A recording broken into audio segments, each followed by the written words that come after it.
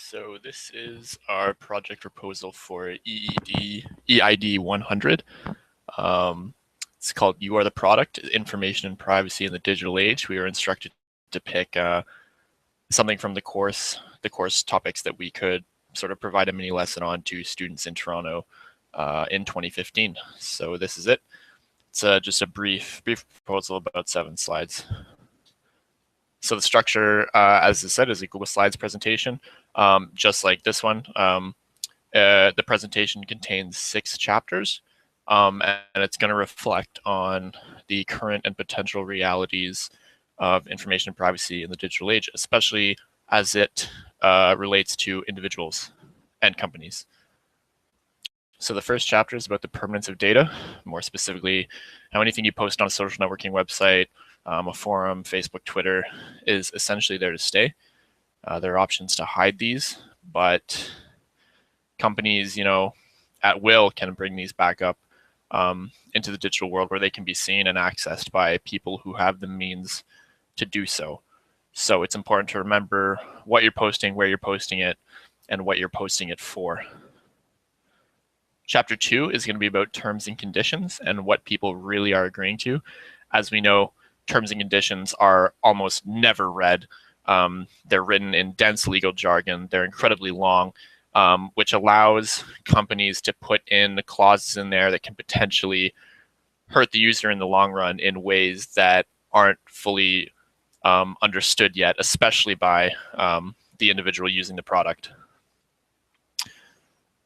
Chapter 3 is the transfer of data and knowing who owns what you provide. And this directly relates to terms of service agreements, which can get a user to agree basically that said company owns all of their data that they provide when they use that service and can then be transferred to other companies, which they can use. So you're not just giving your data to iTunes or Amazon.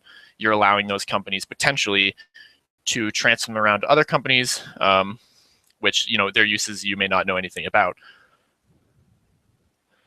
Chapter 4 is targeted advertisements, and this is perhaps the most commonly seen result of data and data transfer between companies.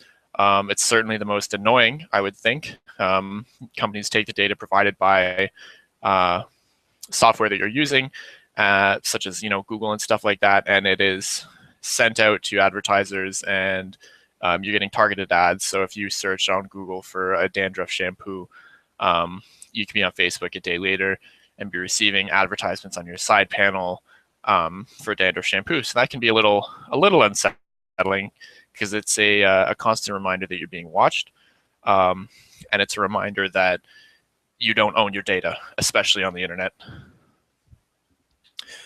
So chapter 5 is about the larger implications and where we could possibly be headed with what we're facing right now.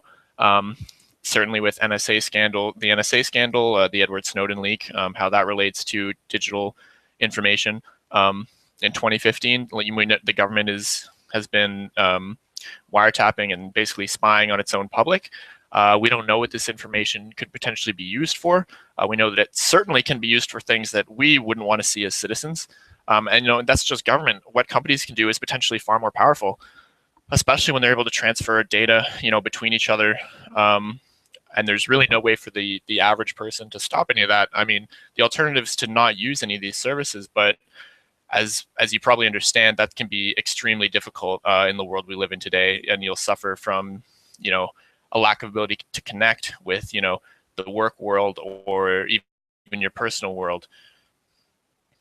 So chapter 6 is conclusions and relevancy. I think, especially to students in Toronto and Canada and all over the world, who are deeply immersed in social media and software that pulls all this data.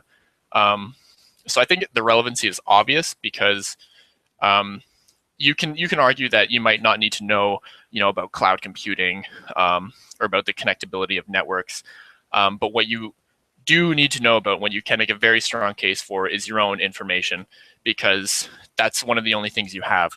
And so if you're getting willy-nilly with it, if it's being posted all over the place, it can be potentially dangerous to your identity as a person. And there's, as mentioned in the previous chapter, there's large implications at stake here that haven't been fully realized. And so it's important to understand how our data is being used and what we're agreeing to online. And that concludes our project proposal.